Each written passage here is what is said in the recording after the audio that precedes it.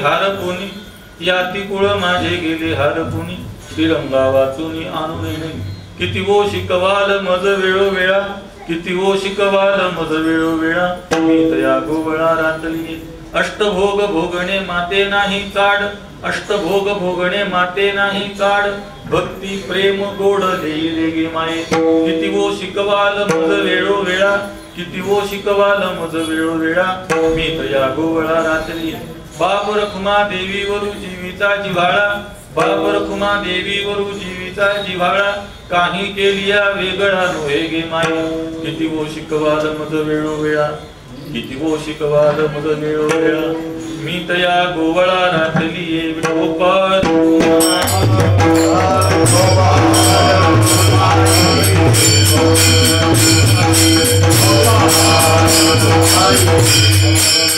प्रस्तुत सेवेसाठी घेतलेला अभंग संत सम्राट महाकैवल्य तेजोनिधी ज्ञानोबा यांचा असून गवळणी परक अशा स्वरूपाचा अभंग आहे. अभंगाचं काहीसं चिंतन सांगण्यापूर्वी सेवेचं थोडक्यात प्रवृत्ती निमित्त सांगून अभंगाकडे येऊ. हा चाललेला जो महोत्सव आहे याचं दोन प्रकारांना औचित्य आहे. एक म्हणजे गोकुळाष्टमी आहे आणि दुसरं म्हणजे माऊली ज्ञानोबा यांचा अवतार दिन प्राकट्य दिन आहे आणि या दोन्हीही निमित्तानं हा सप्ताह सुरू आहे. त्यातली आजची कालेची सेवा तीर्थरूप गुरुवर्य महाराजांच्या आज्ञेमुळे माझ्याकडे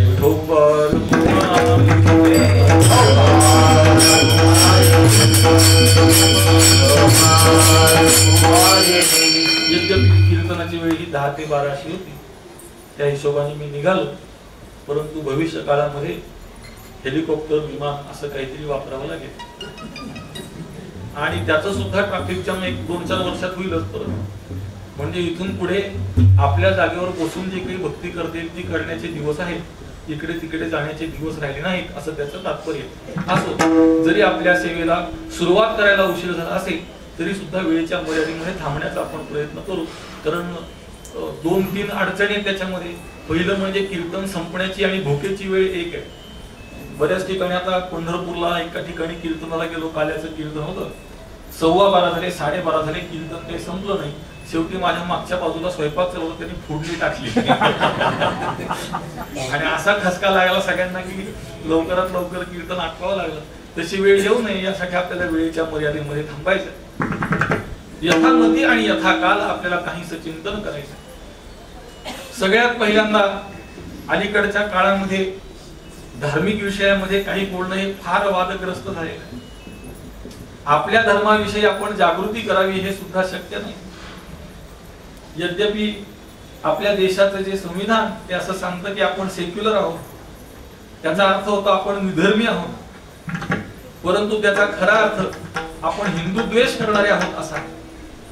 कारण हिंदूंच्या विषयी जी कसोटी लावली जाते ती बाकी कुणालाही लावली जात नाही. ज्या तराजूमध्ये आपल्या धर्माला सनातन धर्माला बसवलं जातं किंबहुना आपल्यामध्ये अगोदरच भांडणं लागलेलीच आहेत ती अजून कशी वाढतील यासाठी सगळ्यांचा प्रयत्न सुरू आहे. किंबहुना मला भविष्यकाळ फार भीषण दिसतो आहे. मी आत्ताच त्यांना सांगितलं की समाजाचं नेतृत्व सुसंस्कृत राहिलेलं नाही त्यामुळे समाजाची दिशा अत्यंत खाली गेलेली आहे आणि याला जर वर आणायचं असेल आता मी येताना मला उशीर होण्याचं कारण काय तर प्रत्येक चौकामध्ये दहीहंडी आणि त्या दहीहंडीच्या आता दहीहंडी हा पवित्र सण आहे आपल्या धर्माचा सण आहे परंतु कुठलाही सण साजरा करत असताना त्याला सुसंस्कृततेचं बंधन असलं पाहिजे. त्याला आधुनिक गोपिका आता त्याची मर्यादा खाली खाली खाली खाली चालली तर ही मर्यादा सांभाळणं आपलं कर्तव्य आहे. धर्म कार्य करत असताना आपल्या धर्माला ते साधे शोभेल असलं पाहिजे. असो पुष्कळ विस्तारे वेगळ्या कधीतरी त्याच्यावर बोलू आपण. सेवेसाठी घेतलेला जो अभंग हा एक गवळणी परक अभंग आहे. ही गवळण आत्मस्वरूपाच्या रूपाने परमात्म्याला भेटलेली म्हणजे परमात्म्याची आत्मत्वाने प्राप्ती केलेली अशी गवळण. या गवळणींचे ढोबळमानाने 3 विभाग केलेत. कोणी सुना कोणी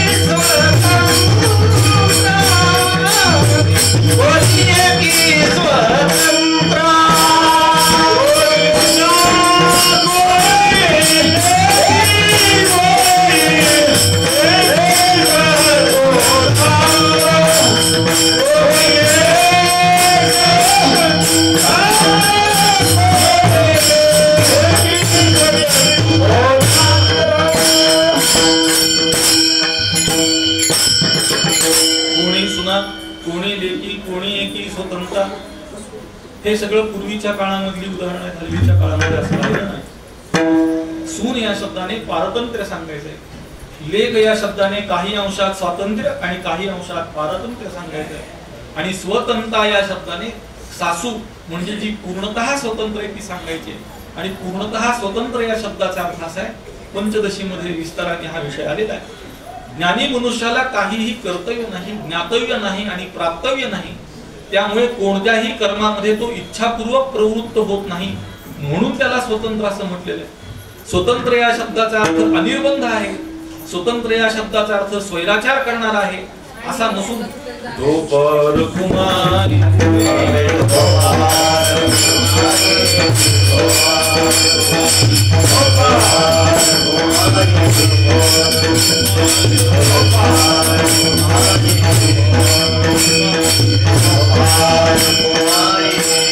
म्हणून स्वतंत्र या शब्दाने स्वैराचार सांगायचा नाहीये. स्वतंत्र या शब्दाने कर्तव्य, ज्ञातव्य आणि प्राप्तव्य नाही असं सांगायचं असल्यामुळे ती सासू या स्वरूपाची आजची गवळण आहे. आणि ही गवळण भगवंताच्या स्वरूपाला प्राप्त झाल्यानंतर तिचा अनुभव काय आहे. याती कुळ माझे गेले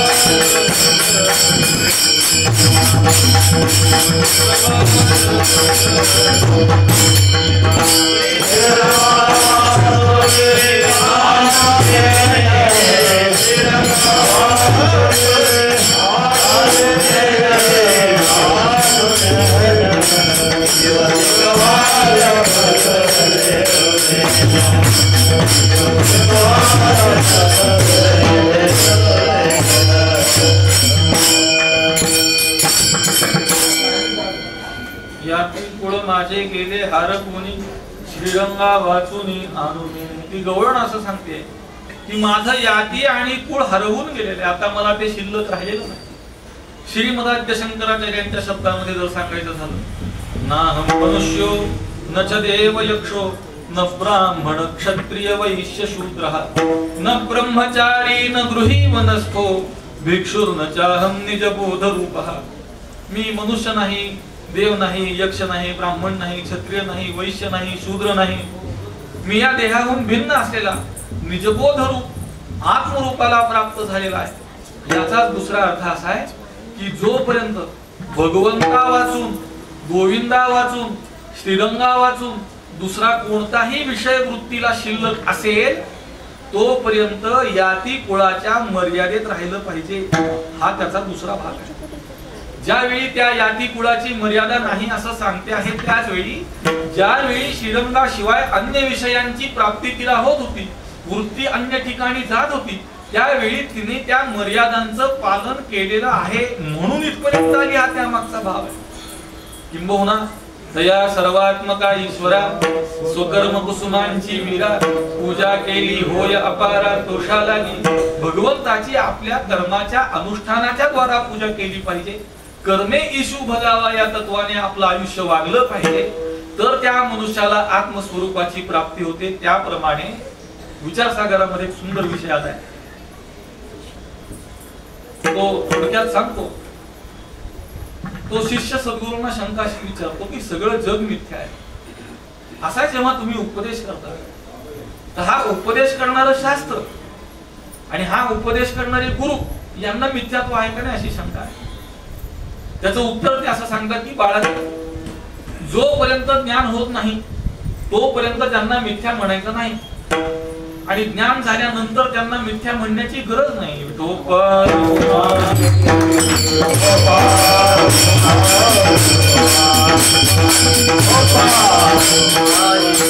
आणि या चरणातली सूक्ष्मता लक्षात घ्या. ती गवळण असं सांगत नाहीये की या ती कुळ माझे मी दिले सोडोनी, अजिबात नाही. या ती कुळ माझे गेले हरवूनी. ते स्वतःहून हरवलं पाहिजे, स्वतःहून निवृत्त झालं पाहिजे. बळजबरीने मारून मुटकून फक्त एकच गोष्ट होऊ शकते. ते काय होऊ शकते ते म्हणीत बघा म्हणजे कळेल तुम्हाला. दुसरी कोणतीही गोष्ट मारून मुटकून होत नाही, स्वेच्छेने घडली पाहिजे. आणि तो मनुष्य भगवंताला आपलं सर्वस्व समर्पित करतो. भगवंताशिवाय आपला वृत्तीचा कोणताही विषय शिल्लक ठेवत नाही, त्याची ही अवस्था आहे. परवा म्हणजे अगदी परवा पुण्यामधले एक मोठे न्यूरोसर्जन आले होते, आदरणीय भटकर सरांबरोबर आले. आणि त्यांचं पीएचडीचं संशोधन चालू आहे. आणि त्यांच्या पीएचडीचा विषय असा आहे की ज्यावेळी त्या मेंदूचा एमआरआय केला जातो, तो एमआरआय करण्यापूर्वी काही रुग्णांना भूल दिली जाते. कारण ते त्या यंत्रात गेल्यानंतर घाबरतात. आणि त्या यंत्राचं गणित असं आहे की जोपर्यंत त्या शरीराची हालचाल पूर्ण थांबत नाही, स्थिर राहत नाही, तोपर्यंत ते केलं जात नाही. आणि त्यांनी आता एमआरआय मध्ये अजून पुढचं एक तंत्रज्ञान आलंय. ज्या तंत्रज्ञानामध्ये तो एमआरआय मेंदूचा कोणता भाग जास्त प्राणवायू वापरतोय ते सांगतो. आणि त्या मेंदूच्या स्थितीला आधुनिक विज्ञानामध्ये डिफॉल्ट मोड असं नाव आहे.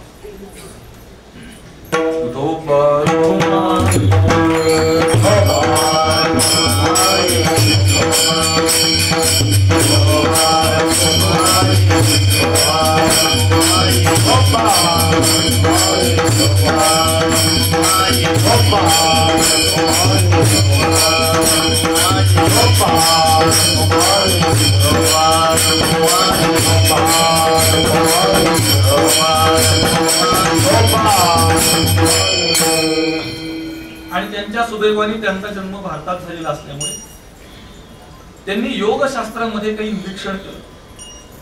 आणि त्या डिफॉल्ट मोड मधली गंमत सांगतो आपल्याला. मेंदूचा काही भाग असा आहे की जो एकमेकाला जोडलेला नाही. ज्यांना कळेल त्यांना कळेल, नाही कळेल तर माझी आवृत्ती समजावून सोडून द्या, फार काय डोक्याला त्रास घेऊ नका. तसंही परमार्थ करणारे राहिलेतच म्हातारे. ज्यांनी मेंदूला जास्त त्रास घेऊ नये अशीच लोक आहेत. त्यामुळे जास्त त्रास घेऊ नका, मेंदूचाच विषय चाललाय. तर त्या मेंदूमध्ये काही भाग असा आहे की जो एकमेकाला जोडलेला नाही, पण जोडलेला नसून सुद्धा तो त्यावेळी काम करत असतो. आणि म्हणून त्यांनी योगशास्त्रामध्ये काही पाहिलं तर त्यांना सापडली वृत्ती. आणि त्या वृत्तीचं त्यांनी लक्षण दिलं योगश्चित्त वृत्ती निरोधा. त्यांनी मला विचारलं वृत्ती म्हणजे काय. म्हणलं वृत्ती म्हणजे अंतःकरणाचा लंबी भाव. मग ते म्हणले डिफॉल्ट मोड मध्ये मेंदू कसं काय काम करत असेल. तर माऊलींनी त्याच्याविषयी 2 ओव्या लिहिल्या. पहिलं, एखादा विषय आपल्याकडून सेवन केला जातो ती क्रिया कशी घडते. आवडे ते वृत्ती किरीटी, आधी मनवनीची उठी, मग देवाच्या दिठी करासी. पहिल्यांदा ती गोष्ट आपल्या वृत्तीला आवडते, वृत्तीला आवडल्यानंतर ती मनामध्ये राहते. आणि मग ती आपल्या इंद्रियांच्या द्वारा, ज्ञानेंद्रियांच्या आणि कर्मेंद्रियांच्या द्वारा आपण त्या पदार्थापर्यंत विषयापर्यंत जातो आणि त्याच्या उपभोगामध्ये प्रवृत्त होतो. अशी एक वृत्तीची गंमत माऊलींनी सांगितली. दुसरी अशी सांगितली, जागता जवासीजे, जेणे भावने भावना भावीजे, डोळा लागत खेवो देखीजे त्याची स्वप्नी. तुम्ही जागेपणी ज्या पदार्थांना पाहता, ज्याचं चिंतन करता, तेच पदार्थ तुमच्या स्वप्नामध्ये बाहेर पडतात, स्वप्नामध्ये अभिव्यक्त होतात. आणि तिसरा माऊलींनी प्रकार सांगितलाय, वृत्ती जेव्हा अज्ञानामध्ये लीन होते तो प्रकार असा सांगितलाय.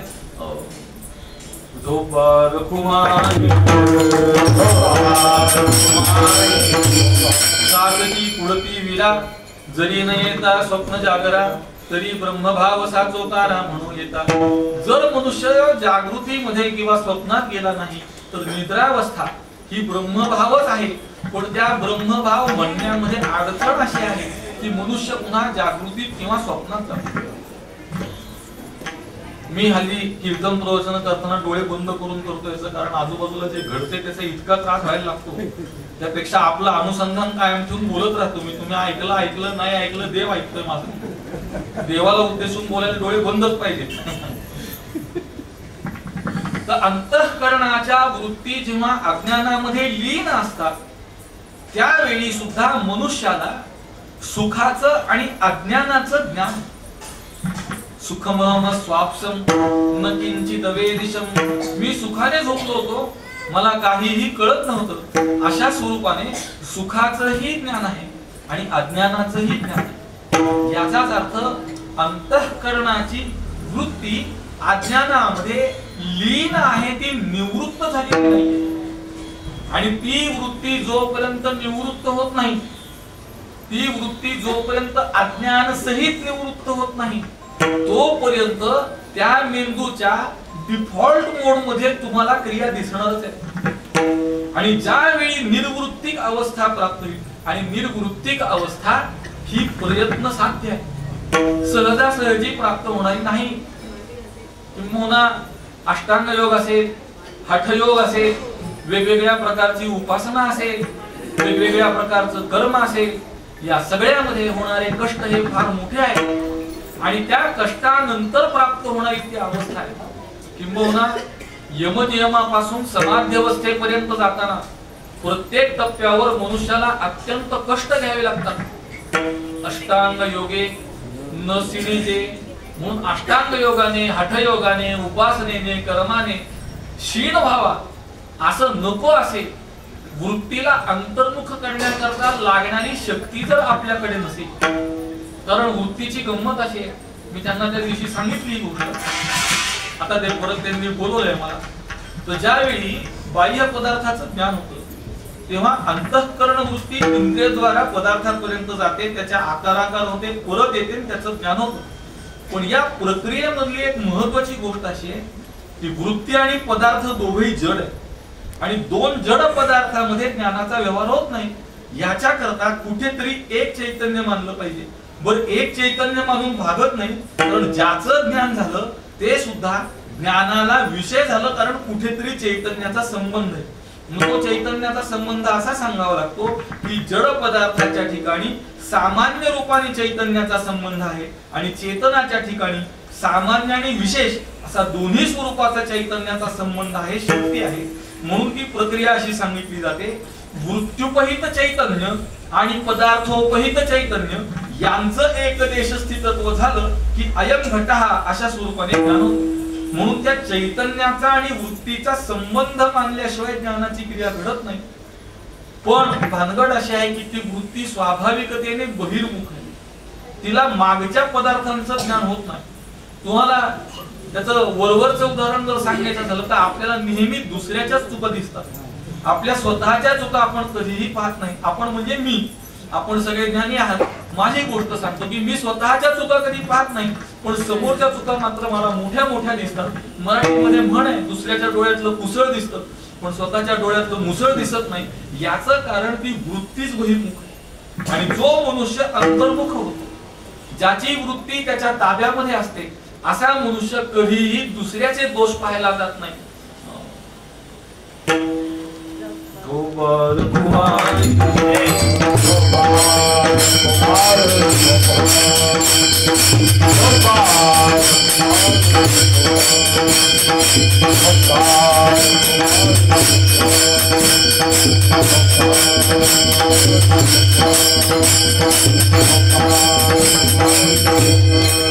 वचन असं आहे की मी दुसऱ्याचे दोष पाहायला निघालो तर माझे दोष एवढे मोठे निघाले की तिकडे कशाला नाही.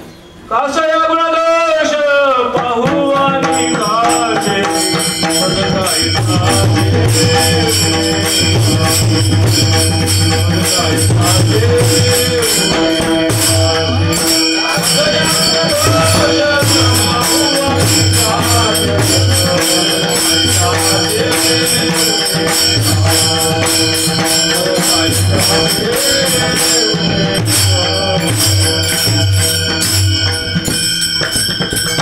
माझे मज पोटी बळकट दोष, दुसऱ्याचे दोष शोधायला निघालो, माझ्याच ठिकाणी बळकट दोष आहे. गुणवंत केलो दोष जाण्याचा गुणवंत केलो दोष जाण्यासाठी गुणवंत केलो दोष जाण्यासाठी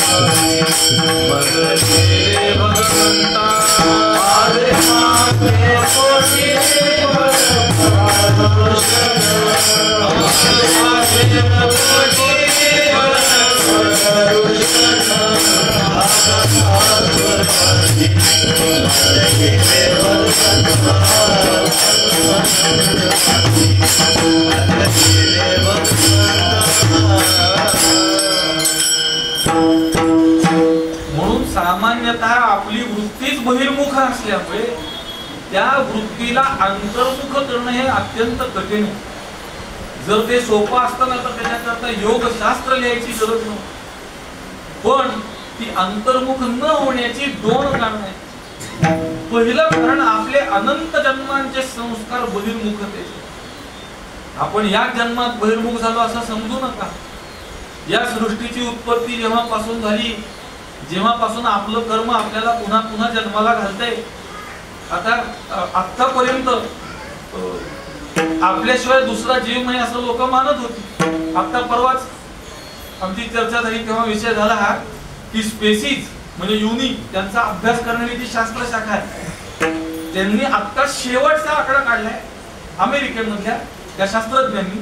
तो 8.4 मिलियन असा काढलाय. म्हणजे 84 लक्ष योनी हा अर्थ त्यांनी आता आकडा शेवटचा आकडा काढलेला. म्हणजे इथपर्यंत पोहोचण्याकरता विज्ञानाला इतकी वर्ष लागली. संतांनी हे पूर्वी सांगून ठेवलंय.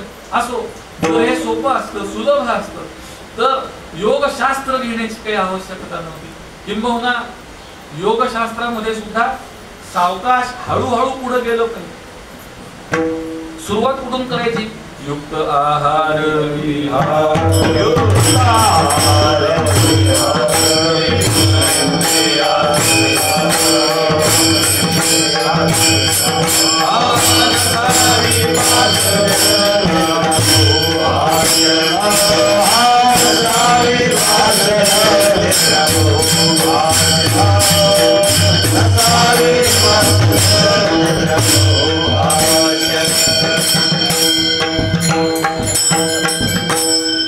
पुष्कळ विस्तार करण्यासारखे पण मला वेळेची मर्यादा आहे म्हणून अधिक विस्तार करत नाही. ज्यांना त्यात अधिक रस असेल त्यांनी मूळ योगशास्त्र वाचावं. मूळ योगशास्त्राचा कुठल्या तरी गुरुचरणी जाऊन अभ्यास करा. हल्ली सगळंच ऑनलाईन झाल्यामुळे फार भानगड झाली. मग अजून मुलांची उत्पत्ती ऑनलाईन होत नाही इतकंच आहे. भविष्य काळामध्ये तेही होऊ लागेल. त्यामुळे ज्ञान आता ऑनलाईन होऊ लागल्यामुळे शिकवणं फार कठीण झालंय. प्रत्येकच जण ज्ञानी झालेला आहे. प्रत्येकाकडेच व्हॉट्सअप नावाचं विद्यापीठ आहे आणि त्याद्वारा लोक काहीही बोलू लागले. त्यामुळे योग हा वरवर बोलण्याचा विषय नसून तो अनुष्ठानाचा विषय.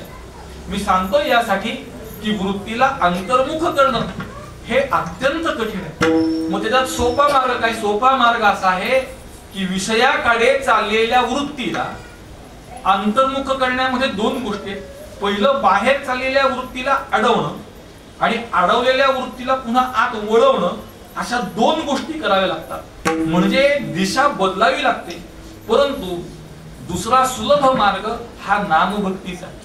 आणि त्या नामभक्तीमध्ये त्या विषयाकडे चाललेली वृत्ती आहे त्याच दिशेने फक्त भगवंताकडे वळवली लागते. म्हणून ती योगाच्या वगैरे तुलनेत सोपी आहे. म्हणून तुका म्हणे सोपे आहे सर्वाहुनी. तिथे मोठा कंस आहे. त्या कंसामध्ये लिहिले तुका म्हणे इतर साधनांच्या तुलनेत सोपे आहे. म्हणून त्याला सोपं समजू नका. नामभक्ती सुद्धा सुलभ आहे असं नाही. पण बाकीच्या साधनांमध्ये होणारे कष्ट जर आपण पाहिले तर त्या मानाने नामभक्ती ही अत्यंत सुलभ आहे, मोक्षाचं अंगदट साधन आहे.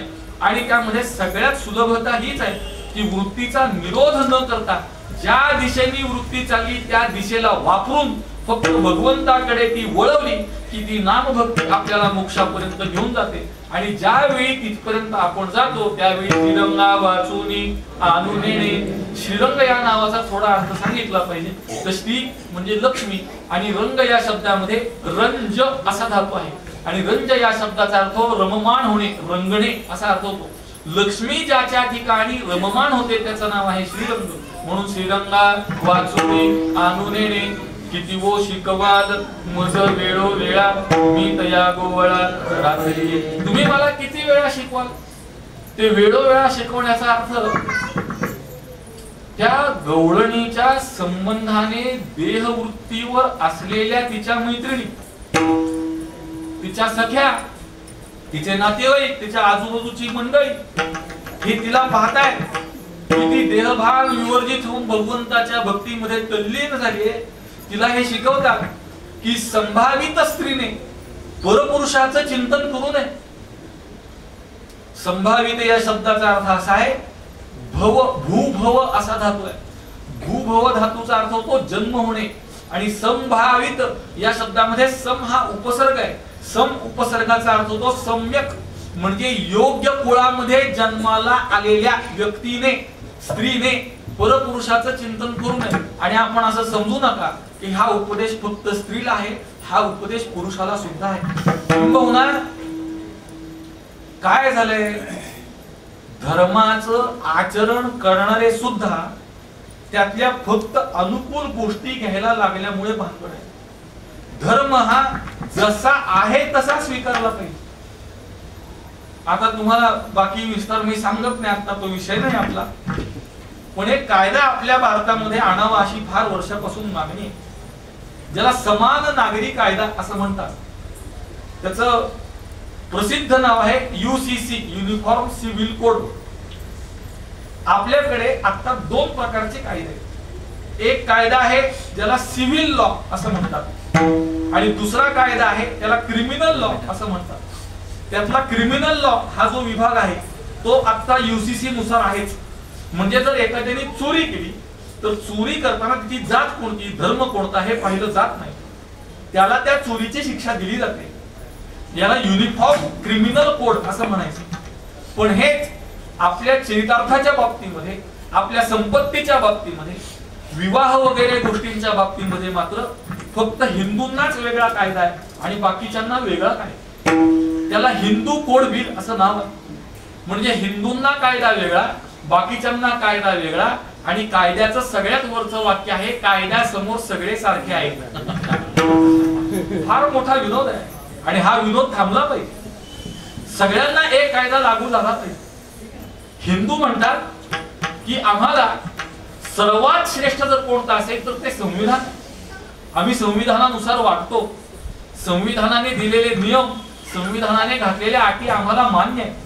म्हणजे हिंदूंनी त्या मानू नयेत असं माझं म्हणणं नाही, पण फक्त हिंदूंनीच का मानाव्यात असा माझा प्रश्न.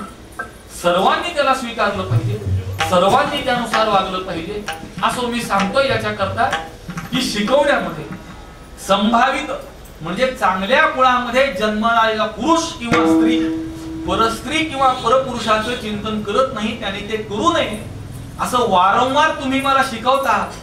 पण भक्ती काही के काय मी तया गोवळा काय रात्री ये झोपर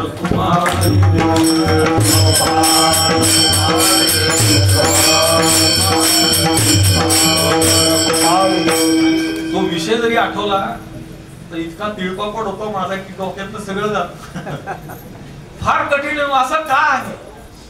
म्हणजे आपण ज्या स्वातंत्र्यासाठी इतका लढा दिला ते ह्याच्याकरता मिळवला का असा प्रश्न आहे. फार 2 पिढ्या हिंदू राहू फारत हा नाही फार लांबचं बोलायला लागलं.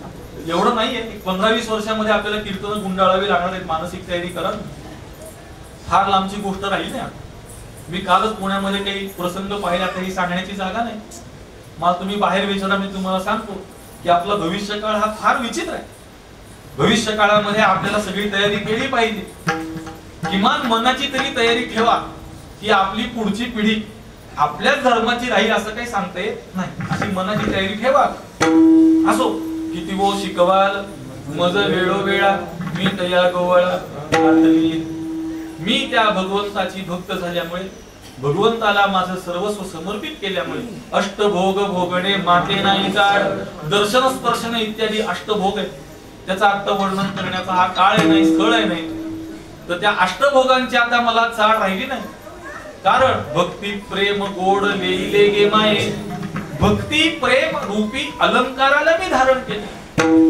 किंबहुना असा आहे, जोपर्यंत आपल्याला अमृताची चव कळत नाही तोपर्यंत बाकीच्या पदार्थांच्या विषयी आकर्षण वाटणं साहजिक.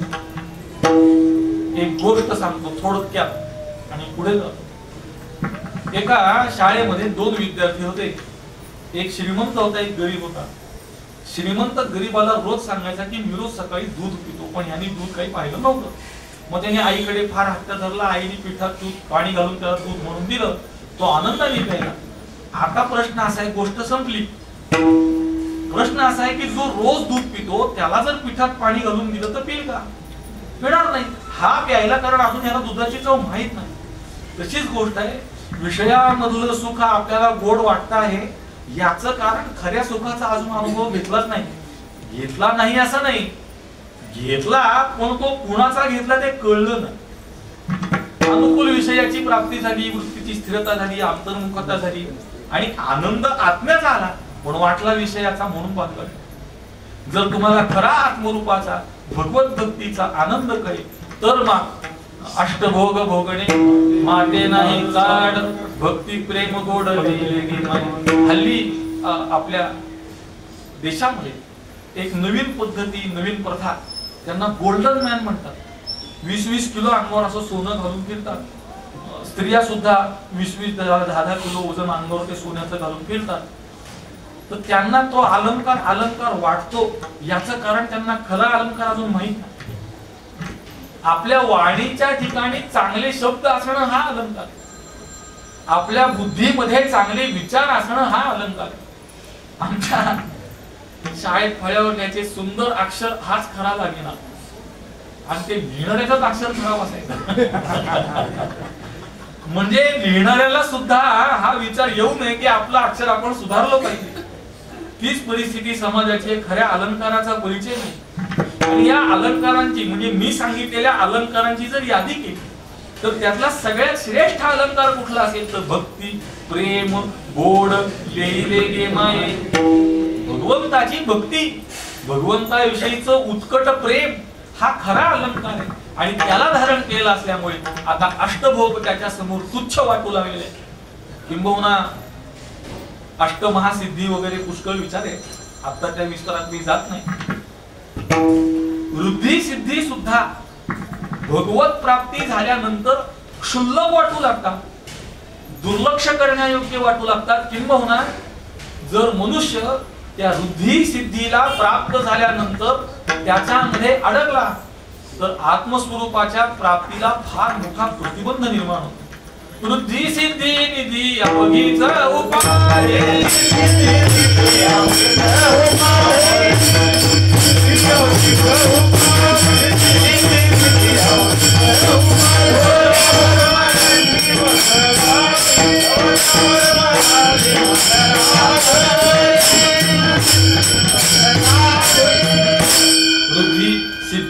निधी अवघीच उपाधी. तिथे उपाधी या शब्दाचा अर्थ आहे प्रतिबंध, परमार्थाला प्रतिबंध करतात. त्याप्रमाणे तुम्ही ज्या अष्टभोगांचं महात्म्य सांगता, तुम्ही ज्या अष्टभोगांना अष्टभोग म्हणता, ते मला आता क्षुल्लक वाटतात. किंबहुना ती फार सुंदर लिहिते, मला त्याची चाड नाही. माऊलींचा शब्द, माऊलींचे शब्द इतके सुंदर आहेत. माऊलींनी सांगितलेल्या कितीतरी शब्दांनी माऊलींनी सांगितलं म्हणून अर्थ धारण केला. इतकं माऊलींचं सामर्थ्य. माऊलींच्या शब्दामध्ये जर सांगायचं झालं तर एक गंमत सांगतो तुम्हाला. मला ती परवा आम्ही काही वाचन करताना फार काय आवडलं फार. नवल अहंकाराची कोठी विशेषे न लगे अज्ञानाचे पाठी. पुढे माऊली लिहितात सज्ञानाचे झोंबे कंठी नाना संकटी नाचवी. तर झोंबे हा जो शब्द आहे ना तो फार फार फार अर्थपूर्ण आहे. म्हणजे त्या जागेला फार महत्व आहे. त्याच्या कंठाला झोंबतो म्हणजे आत्ताच्या शब्दात जर सांगायचं ना त्याची गचंडी धर.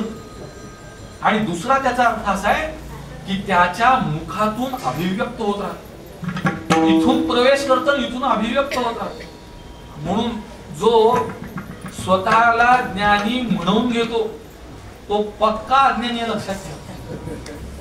किंबहुना मी फार मोठमोठे महात्मे पाहिले वारकरी संप्रदायातले. या भारत देशामधले सुद्धा फार मोठमोठे आचार्य पाहिले. गुरुवर्य महाराजांच्यामुळे अत्यंत बालपणापासून या लोकांना पाहत आलो.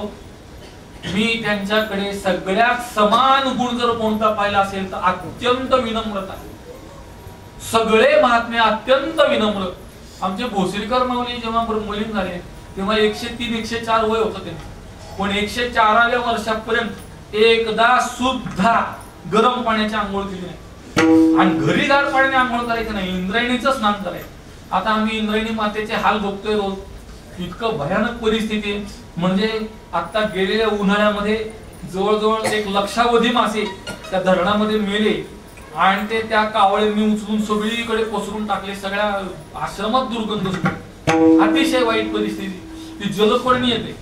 आता परवा सरांनी भटकर सरांनी सांगितलं की जलपर्णीचं लक्षण असं आहे की ज्या पाण्यामध्ये विषाचा अंश असतो तिथेच जलपर्णी वाढते, नाही तर ती वाढत नाही. याचा अर्थ वारकरी आपल्या पोटामध्ये तीर्थ म्हणून ज्या जलाला धारण करतो त्याला आम्ही विषाच्या योग्यतेला नेऊन ठेवलं. हे आपलं 75 वर्षातलं कर्तृत्व आहे. आता त्याला स्वच्छता करायची असेल तर ते इतकं सोपं राहिलं नाही. त्याच्याकरता सगळ्यात पहिल्यांदा त्याच्या आजूबाजूच्या लोकांनी फार कडक नियम केले पाहिजे. बाजूला राहणारा माणूसच पहिल्यांदा कचरा फेकतो. त्यांनी ते थांबवलं पाहिजे तर ते असो तो विषय वेगळा आहे. आता त्याचा विस्तार करायला आपल्याकडे मर्यादा नाहीये वेळेची. बाप रखुमारी जीवीचा जिवाळा काही केलिया वेगळा. माऊली ज्ञानोबराय सांगतात हा रखुमादेवीचा बाप श्री विठ्ठल याच्याहून आता मी पुन्हा वेगळा होणार नाही. मी त्याच्याशी एकरूप झालेलो आहे. किंबहुना भगवंताच्या स्वरूपाशी अभेदाला प्राप्त होऊन कल्पित भक्तीचा स्वीकार करून कल्पित द्वैतामध्ये केलेली भक्ती म्हणजे ज्ञानोत्तर भक्ती. ही भक्ती मधला सर्वोच्च बिंदू असणारी स्थिती माऊली ज्ञानोबरायांनी आपल्या या अनुभवामधून अभिव्यक्त केली. म्हणून शेवटी तिचं म्हणणं एकच आहे की ती वो शिकवला मज वेळ मी तुझ्या गोबळा राहिली. आता मला तुम्ही शिकवू नका म्हणजे सांगू नका. आता तुम्ही सुद्धा मी ज्या अवस्थेला प्राप्त झाले आहे तिथे प्राप्त होण्याचा प्रयत्न करा. अभंगाचा यथामती भावार्थ झालेला आहे. संप्रदायपूर्वक भजन करून उर्वरित काळामध्ये भगवत चरित्राचं थोडक्यात प्रतिपादन करून आपल्याला सेवा पूर्ण करायची आहे. ज्यांना देवानी तोंड दिलेलं आहे त्यांनी आमच्या बरोबर भजन करा.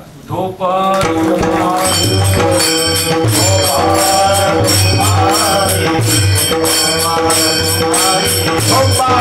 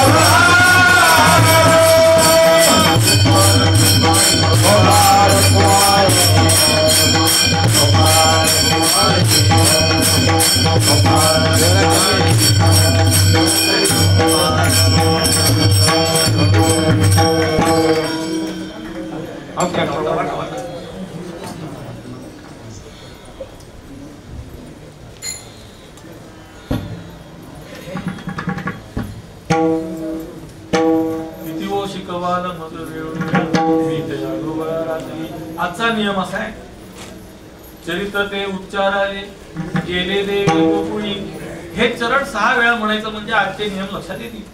चरित्र ते उच्चाराले, आज चरित्र सांगायचं. चरित्र ते उच्चाराले, तेच चरित्र सांगायचंय. चरित्र ते उच्चाराले, त्याचं फक्त उच्चारण करायचं. चरित्र ते उच्चाराले केले, ते भगवंतानी केलेलं असलं पाहिजे, आपल्या मनाचं सांगायचं नाही. चरित्र ते उच्चाराले केले देवे, ते भगवंताचं चरित्र सांगायचं आहे, दुसऱ्याचं सांगायचं नाही. आणि चरित्र ते उच्चाराले केले देवे गोकुळी, भगवंताचं गोकुळामधलं चरित्र सांगायचंय, दुसरं चरित्र सांगायचं नाही. श्रीमद भागवतामध्ये ज्यावेळी भगवंताच्या जन्माचा प्रसंग आहे त्यावेळी वर्णन असं केलंय, मूलतः हा कंस जो आहे, हा कंस अत्यंत बुद्धिमान, अत्यंत चाणाक्ष अशा स्वरूपाचा आहे. परंतु तो क्षेत्रज पुत्र असल्यामुळे त्याने आपल्या वडिलांना तुरुंगामध्ये डांबलं, तो राजगादीवर बसला आणि आपल्या चुलत्याची मुलगी असलेली देवक, त्या चुलत्याचं नाव, त्याची कन्या, तिचं नाव देवकी, तिचा विवाह करून दिलाय. आणि वसुदेव महाराजांबरोबर विवाह करून दिल्यानंतर तो स्वतः सारथ्य करत निघाला आणि आकाशवाणी झाली की हिचा 8वा पुत्र तुला मारणार आहे. आणि म्हणून कंसाने त्या दोघांनाही तुरुंगामध्ये नेऊन डांबलेलं आहे, त्यांना कारागृहामध्ये ठेवलेलं आहे. आणि तिथे एका मागून एक जशी जशी आपत्य जन्माला येतील तसा तसा त्यांना मारत निघालेला आहे. किंबहुना भगवंताचं यद्यपि सामर्थ्य जरी असलं तरी सुद्धा या 6ही भावंडांनी त्यांचा मृत्यू झाला. आणि 7वा जो होता तो गोकुळामध्ये भगवंताचे थोरले बंधू म्हणून रोहिणी गर्भा गेला. आणि इकडे भगवंत देवकी मातेच्या पोटी अभिव्यक्त होण्याची वेळ जवळ आली. पहिल्यांदा ते मोठे अभिव्यक्त झाले. वसुदेव महाराजांनी देवकी मातेने त्यांना विनंती केली की तुम्ही लहान व्हा. म्हणून भगवंताचं वर्णन करत असताना भगवंताच्या बाळकृष्ण स्वरूपाचं संपूर्ण क्रेडिट ज्याला म्हणता येईल, म्हणजे बाळकृष्ण स्वरूपामध्ये अभिव्यक्त झाले याचं सौजन्य जर कोणाला द्यायचं असेल तर वसुदेव महाराजांना आणि देवकी मातेला दिलं पाहिजे. म्हणून तर वसुदेव देवकी नंदना बाळरांगणा बाळकृष्णा, वसुदेव देवकी नंदन बाळकृष्ण हे लक्षात घ्या. किंबहुना भगवंतानी जर थेट मोठा अवतार घेतला असता तर काय, अहो असं आहे, म्या बोलविल्या वेदू बोले, म्या चालविल्या सूर्य, किंबहुना म्या हालविल्या प्राणो हाले, इतकं मी सगळं करतो तर त्याला स्वतः मोठा अभिव्यक्त होणं काय कठीण नव्हतं. पण असं आहे, भक्ताची भावना सर्वश्रेष्ठ असते. भक्त जसं म्हणेल तसं भगवंताला भावं लागतं. भक्त प्रल्हादासाठी खांबात यावं लागतं. किंबहुना देव फक्त खांबात आहे असं आहे का, नाही, देव सर्वत्र आहे. पण तरी सुद्धा तो खांबातून अभिव्यक्त असला याचं कारण भक्त प्रल्हादानी इथे माझा देव आहे असं सांगितलं. त्याप्रमाणे भगवंत शैशवरूप भगवंताने धारण केलं.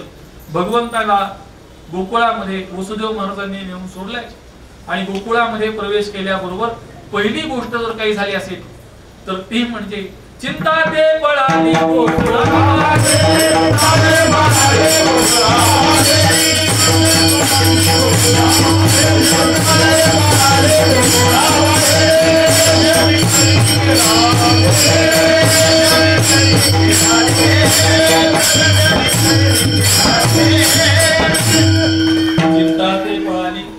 गोकुळा बाहेरी प्रवेश भीतरी केला देवे. भगवंतानी गोकुळामध्ये प्रवेश केल्याबरोबर चिंता निवृत्त झाली. किंबहुना गो नाम इंद्रिय कुळ नाम समूह रूप असलेल्या शरीरामध्ये भगवंतानी जर प्रवेश केला, तुका म्हणे देह भरिला विठ्ठले तुका म्हणे देह भरिला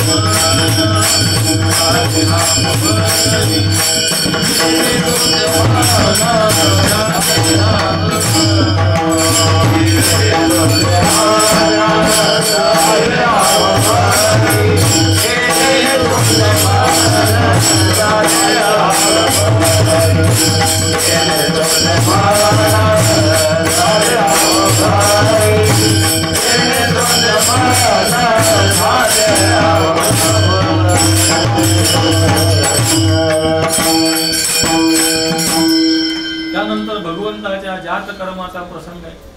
भगवंताचं जात कर्म गोठ्यात केलंय. त्याचं कारण कंसापर्यंत ही वार्ता जाऊ नये, कंसाला कळू नये म्हणून गुपचूप ते जात कर्म उरकलंय. तिकडे वसुदेव महाराज मायेला घेऊन गेले. माया त्याच्या हातातून सुटली. श्रीमद भागवतामध्ये तिच्याकरता शब्द आलाय दिवंगतः. आपल्याकडे जो माणूस मरतो त्याला दिवंगत म्हणतात. खरं तर दिवंगत या शब्दाचा अर्थ ती सदेह गेली. दिव शब्दाने स्वर्ग लोक सांगितला जातो आणि त्या स्वर्गामध्ये ती सदेह गेली, उडून गेली, म्हणून दिवंगत असा शब्द आलेला आहे. आणि ती आकाशवाणी झाली की तुझा शत्रू, तुझा काळ गोकुळामध्ये दिसा मासाने वाढतोय. आणि मग त्यांनी विचारलं की ह्याला कोण मारणार, तर पूतना नावाचा एक स्त्री जिन्नस तो तयार झाला आणि तिने सांगितलं मी त्या भगवंताला मारते. पूतना गेली. भगवंताने विषाही सकट पियाला पूतनेसी, त्या पूतनेला मोक्ष प्रदान केला. पुष्कळ सांगण्यासारख्या, पण त्यातला एक महत्वाचा अंश जो मला सांगावा वाटतो तो असा आहे की ज्यावेळी त्या पूतनेला अग्नीच्या अधीन केलं गेलं, अंत्यसंस्कार केला गेला, तेव्हा तिच्या प्रेतातून सुगंध सुटला असं वर्णन केलंय. हे भगवंताच्या साहचर्याचं सामर्थ्य आहे. राक्षस असूनही त्या प्रेतातून सुगंध यावा इतकं भगवंताचं सामर्थ्य असल्यामुळे त्या पूतनेला मोक्ष प्रदान केला. पुढे पुष्कळ कथा आहे. महाबळ भट्टाने सांगितलेलं ज्योतिष आहे, त्यानंतर आघासूर आहे, शकटासूर आहे, पुष्कळ आहे. त्याचा विस्तार पुष्कळ मोठा आहे. आता तो आपल्याला करायला वेळ नाहीये. भगवंत हळूहळू रांगू लागले, पळू लागले, चोरी करू लागले. येणे माझे कवाड उडले, येणे माझे शिंगे वो तोडले, दह्या दुधा ते भक्षिले, वलंबिले ताकाते.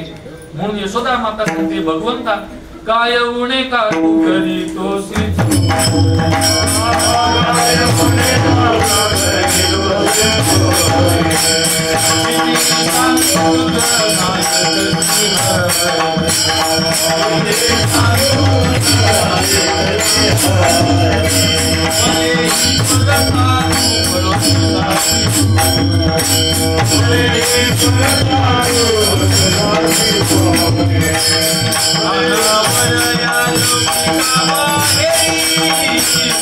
माया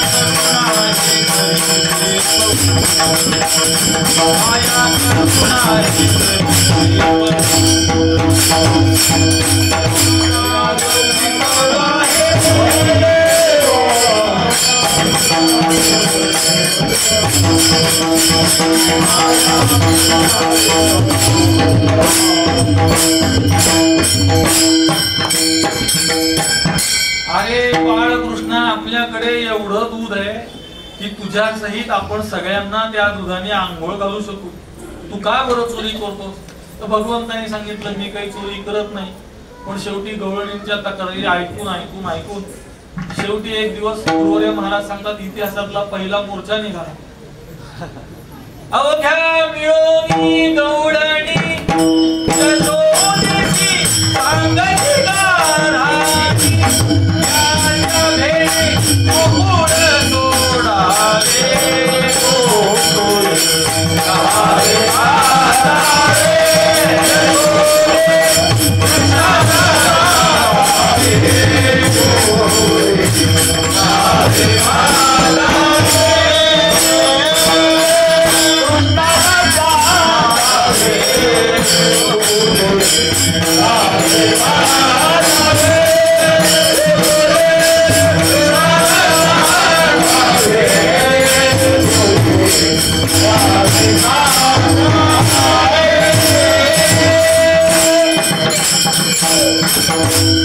अवघ्या मिळवणी गवळणी यशोदेशी सांगती गाणी याच्या भेणे गोकुळ सोडावे गोकुळी राहावे काजावे. शेवटी यशोदा मातेने भगवंताला शाळेत घालण्याचा निर्णय घेतला. कारण यशोदा माता ही न्यायाधीश आणि न्यायाधीश होती म्हणजे आताच्या न्यायाधीशांसारखी नव्हती. ती खरी न्याय करणारी. आताचा काळ असा आहे की मिळेल त्याला न्याय म्हणावं लागतं. न्याय मिळेल याची शाश्वती नाही. जो मिळेल तो न्याय. आणि मग त्याच्या मागे काय काय चालतं काय काय नाही सगळे विचित्र सगळं वर्णन आहे. कलियुगाचा महिमा ऐकल्यासारखं वाटतं अशी सगळी परिस्थिती आहे. पण यशोदा माता तशी नसल्यामुळे तिने भगवंताला शाळेत घातलं. शाळेमध्ये म्हणजे गोपालन नाम इंद्रिय निग्रहाच्या शाळेमध्ये घातलं. हल्ली शाळेमध्ये इंद्रिय शैथिल्य शिकवलं जातं. भगवंताच्या शाळेमध्ये इंद्रियांचा निग्रह आहे. भगवंत त्या जंगलाचे जावळी झाले. वेणूचा स्वीकार केला. गोपाळांबरोबर क्रीडा सुरू झाली. त्याच्यामध्ये कालिया मर्दनाचा प्रसंग आहे. त्यातला फक्त एक भाग सांगतो आपल्याला. कालिया तिथे येऊन लपलेला याचं कारण यमुना मातेमध्ये गरुडाला प्रवेश नाही. आणि कालिया आणि गरुड हे दोघं सावत्र भाऊ आहेत. आणि त्याला त्याचं भय असल्यामुळे तो यमुनेमध्ये येऊन लपलेला आहे. आणि जेव्हा भगवंतानी कालिया मर्दन केलं तेव्हा भगवंतानी त्याच्या मस्तकावर आपलं पदचिन्ह ठेवलेलं आहे. आणि त्या पदचिन्हाच्या द्वारा गरुडापासून त्याला अभय दिलं. आणि मग तो तिथून निघून गेला. असा तो प्रसंग असो. सांगण्यासारखं पुष्कळ आहे. अभ्यास केला तर न संपणार आहे. पण वेळेची मर्यादा आपण सांभाळली पाहिजे. भगवंताबरोबर सगळे गोपाळ खेळू लागले. भगवंताला काय भूक लागण्याचा प्रश्न नाही. त्याचं कारण मगाशी मी सांगितल्याप्रमाणे अनेक लोकांना असं वाटतं की मी देवाला नैवेद्य दाखवतो म्हणून त्याचं पोट भरतं. उलटय, जो देवाला नैवेद्य दाखवतो त्याचं पोट भरतं. जो देवाला नैवेद्य दाखवणारा आहे किंवा त्याच्या मागची भावना अशी आहे की हे भगवंता तुझ्या कृपेमुळे माझ्या पोटामध्ये हे अन्न चाललेलं आहे. तुझी कृपा दृष्टी त्याच्यावर असू दे. अशा भावनेने तो नैवेद्य दाखवला पाहिजे. असो. खरं असं आहे तुम्हाला सांगतो. गुरुवर्य महाराज नेहमी आम्हाला विचारतात माणूस नैवेद्य का दाखवतो. याचं खरं उत्तर आहे देव खात नाही म्हणून. देव जर उद्या खाऊ लागला तर तो नैवेद्य त्याच्या पोटाच्या कुठल्या कोपऱ्यात काय त्याचं काय काय भागणार आहे ना. अहो या ब्रह्मांडाचा विचार करा तुम्ही. कालच आपल्या इस्रोचे प्रमुख त्यांनी असं विधान केलं की या ब्रह्मांडामध्ये दुसरे चेतन जे मनुष्यापेक्षा 1000 वर्ष पुढे आहेत तंत्रज्ञानाच्या दृष्टीने असे अस्तित्वात असू शकतात असं इस्रोचे प्रमुख म्हणतायत. आता त्यांनाही तुम्हाला अंधश्रद्धा वगैरे वगैरे म्हणायचं असतं तुम्ही ते गोंधळ घाला. पण तुम्हाला सांगतो ते काल काय बोल. आणि अशा ब्रह्मांडांमध्ये जर यादी केली म्हणजे आपण राहतो पुणे जिल्ह्यात. आता आहे मावळ तालुक्यात तळेगाव गावात विठ्ठल मंदिर भगवंताच्या समोर टाकलेल्या एका छोट्या सतरंजीच्या एका कोपऱ्यात आपण आहोत. आता इथून उलट जर गेलो तर सतरंजीचा कोपरा, तिथून सतरंजी, तिथून मंदिराचा गाभारा, तिथून मंदिर, तिथून तळेगाव, तिथून पुणे जिल्हा, महाराष्ट्र, भारत, आशिया, पृथ्वी, एक सूर्यमाला, अनेक सूर्यमालांची एक आकाशगंगा, अनेक आकाशगंगांची एक गॅलेक्सी, अनेक गॅलेक्सीची एक सुपर गॅलेक्सी, अनेक सुपर गॅलेक्सीचं एक ब्रह्मांड आणि अशी अनंत कोटी ब्रह्मांड ज्याच्या मुखात राहतात. त्याच्या पोटात काय आपल्या नैवेद्याने काय होणार काही होत नाही. पण तुम्हाला जर मोक्ष प्राप्त करून घ्यायचा असेल, भगवंताची आत्मत्वाने प्राप्ती करून घ्यायची असेल तर पोटामध्ये जाणारा अन्नाचा प्रत्येक कण हा भगवंताचा प्रसाद म्हणून गेला तर मनुष्याची चित्तशुद्धी होऊ शकते. सो तो पुष्कळ आमचा विषय. म्हणून भगवंताला भूक लागण्याचं कारण नाही. पण गोपाळांची अवस्था मात्र खांदी भार पोटी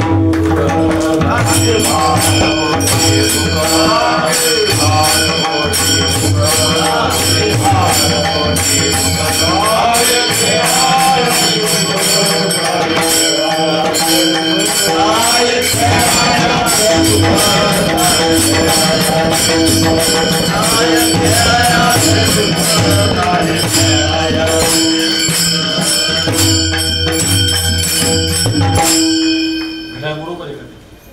आजचे दिवस थोडं पुढे गेले म्हणून समजा. नाही नाही, थोडं पुढेच गेलं. 5 मिनिटं पुढे. हा, ठीक. मग मला तेवढा वेळ तरी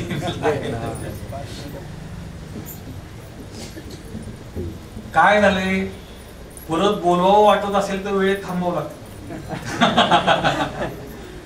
पण मी नेहमी असं सांगतो, आज पुन्हा सांगतो की मला तुम्ही शाश्वतीने सांगत असाल की पुन्हा बोलवणार नाही तर मी भरपूर वेळ कीर्तन करेन. पण तुम्ही बोलवणार असाल तर मात्र मला वेळ थांबलं पाहिजे. आणि माझं मटेरियलही संपलंय सगळं. मी काही बुद्धिमान नाही, ज्ञानी नाही. मी एक पाईक आहे परंपरेचा. मला सद्गुरूंनी जे काही ज्ञान दिलं त्यातला जो काही तुषार शिंतोडा माझ्या डोक्यात उडला, त्यातला जो काही शिल्लक आहे ते अनुवाद रूपाने आपल्या समोर सांगतो. असो, गोपाळांचा जो उपाधी तो नवा ही ठाई फाटून गेली ती तो आम्हासी दिदली रे. ते श्रीमद भागवतामध्ये या शरीराला नवद्वारवती नगरी असं म्हटलंय. हे एक शहर आहे, हे गाव आहे, याचंच नाव गोकुळ आहे. आणि या गोकुळाला 9 दार आहेत. आणि या 9 दाराच्या गोकुळामध्ये राहणारा आत्मा म्हणजे परमेश्वराची अभिव्यक्ती आहे, चैतन्य आहे. आणि तो या नवद्वारवती नगरीमध्ये असताना आनंदाला अभिव्यक्तीचा मार्ग म्हणून न वापरता विषयाच्या उपभोगाचं साधन म्हणून वापरतो. आणि म्हणून तो मोक्षाप्रत जात नाही. म्हणून भगवंतांनी सांगितलं, हरकत नाही आज तुमचं पोट भरेल असं मी देणार आहे. पोट भरेल असं नव्हे, पोट भरेपर्यंत देणार आहे. आधी देतो पोट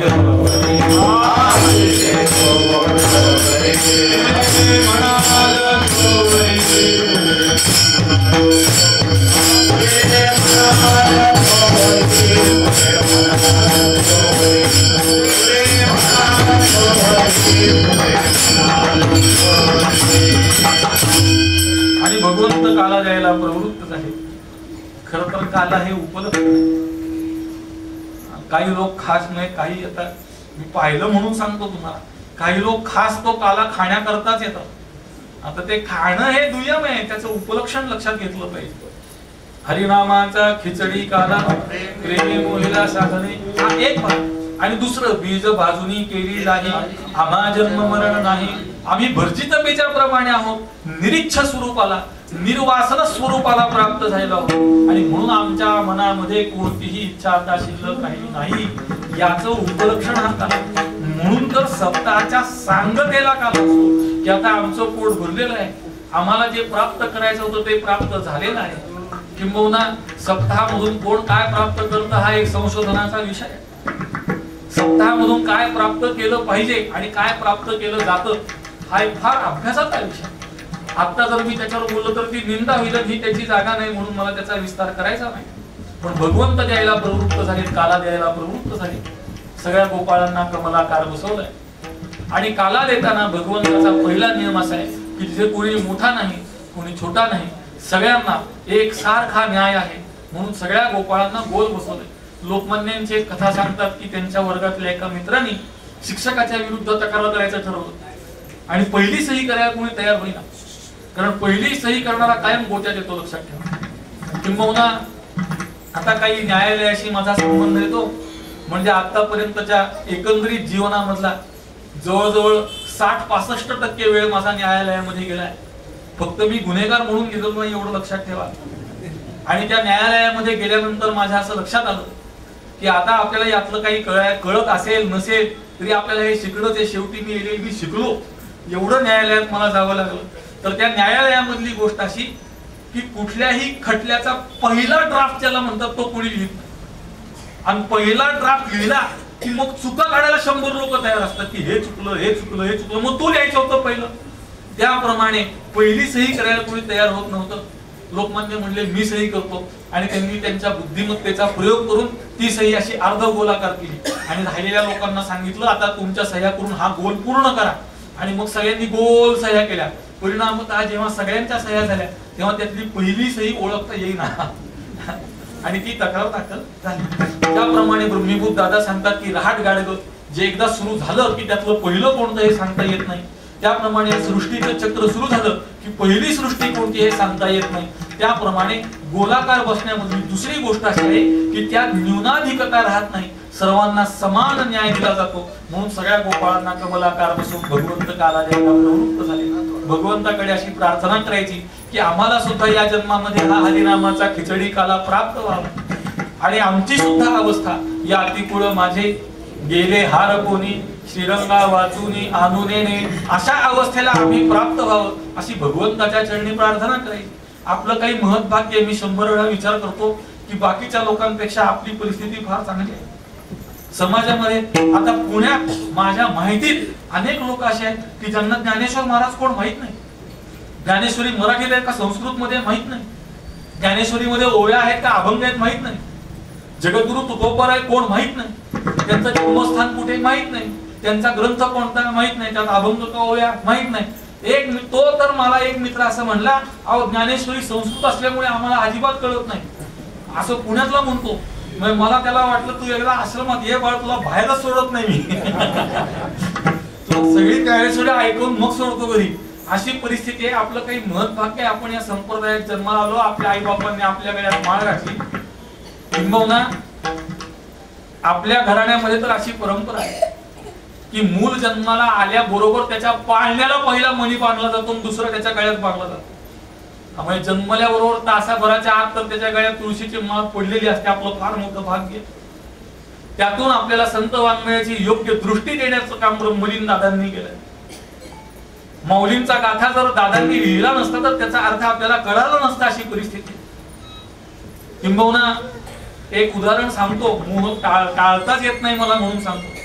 माऊलींचा एक अभंग आहे त्या संवाद प्रकरणामधला, अरे अरे ज्ञाना झालासी पावन. त्याच्यामध्ये एक चरण असा आहे, घरभरी वाती शून्य झाल्या. त्याचा सगळ्यांनी अर्थ लिहिले की वाती संपल्या, घरातल्या वाती संपल्या. दादांनी अर्थ लिहिला, वात या शब्दाचा अर्थ आहे वृत्ती आणि अंतःकरणाचं परिमाण हे शरीरवरती आहे. म्हणून घरभर संपूर्ण शरीरात वृत्ती शिल्लक राहिली नाही, वृत्ती शून्य अवस्थेला मी प्राप्त झालो असं त्याचा अर्थ आहे. म्हणजे दादांनी लिहिलं नसतं आपल्याला काय ढेकळ कळलं असतं का. हा हो, हेच गुरुवर्य महाराजांनी मला 1,00,000 वेळा सांगितलं असेल की अरे रे बाळा, दादांचं देवघर आहे, दादा इथं राहिले, दादांचं देवघर अजून तसं आहे. किंवा दादा जेव्हा पुण्यातून निघाले तेव्हा ते तिथून इथेच आले, इथून मग आळंदीला गेले. असो इतिहास फार मोठा आहे. आपलं काही महत्भाग्य की आपण या संप्रदायामध्ये जन्माला आलो. आपल्याला त्या अभंगाकडे पाहण्याची दृष्टी आपल्या संप्रदायाने दिली. आता फक्त योग्य दिशेने आपली वाटचाल व्हावी आणि या जन्मामध्ये मरण्यापूर्वी एक क्षण तरी ही अवस्था प्राप्त व्हावी अशी भगवंताच्या चरणी प्रार्थना करून झालेल्या सेवेला विराम. ज्ञानेश्वर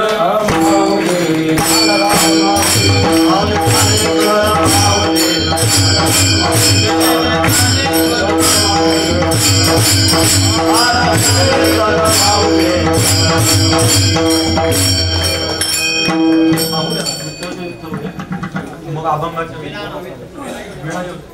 विठ्ठल जय काला